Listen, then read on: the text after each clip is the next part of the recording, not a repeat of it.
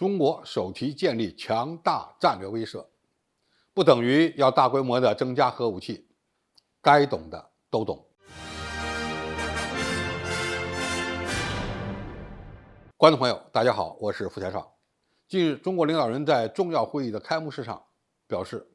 中国将建立一个强大的战略威慑体系，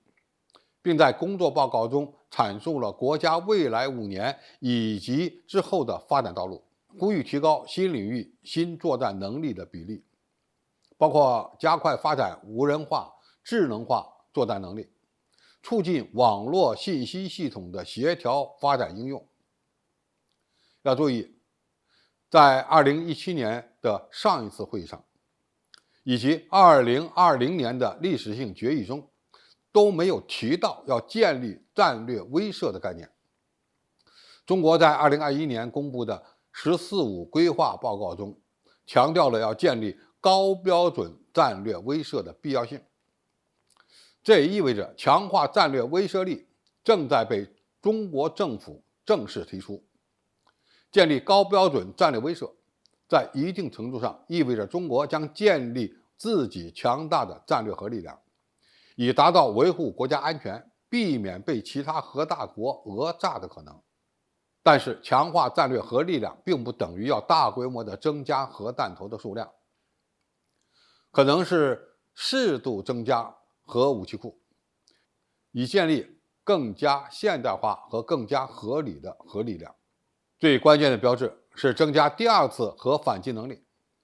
因为中国是世界上唯一公开承诺不首先使用核武器的国家。因此，只有增加核武器的生存能力和突防能力，才能更有效地震慑宵小。战略威慑是指运用军事力量阻止或遏制另一国家使用武力的意愿和能力，目的是劝阻对手不要发动核攻击。也就是说，中国将通过增加核反击能力来降低对手对中国使用核武器的可能性。而深层次的原因是中国对常规武器作战力量的自信，也就是我们有实力在家门口战胜任何敌人。而一旦域外国家因为干涉台海事件遭受到了毁灭性的惨败，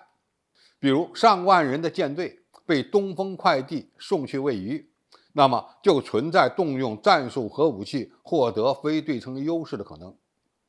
在这种情况下，中国就需要拥有更强大的核威慑力来确保对手头脑冷静。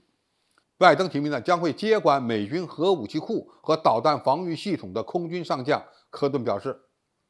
自2018年开始，中国被西方判断为正在增加最低限度的核威慑，中国的核力量也因此发生了巨大变化。这也意味着中国推动增加核威慑力的战略已经落实了好几年，现在已经到了开花结果的时候了。蒙特雷米德尔伯里国际研究所的副教授菲利普·布莱克声称，中国的核威慑力量发展正处于十字路口，可能会走上2条道路。一条道路是可信的最低限度的威慑，要求强调隐蔽和保密，并部署更具生存能力的移动发射的导弹和弹道导弹核潜艇。另一条道路是有限的威慑，要求发展和部署规模更大的核力量。中国现在走上了哪条道路呢？可能二者兼而有之，也就是既保持最低限度的核武器，增加核力量的隐蔽能力，同时也适当的扩大核力量的规模，增加核武器运载平台的技术水平和突防能力。中国的核力量规模不会是最大的，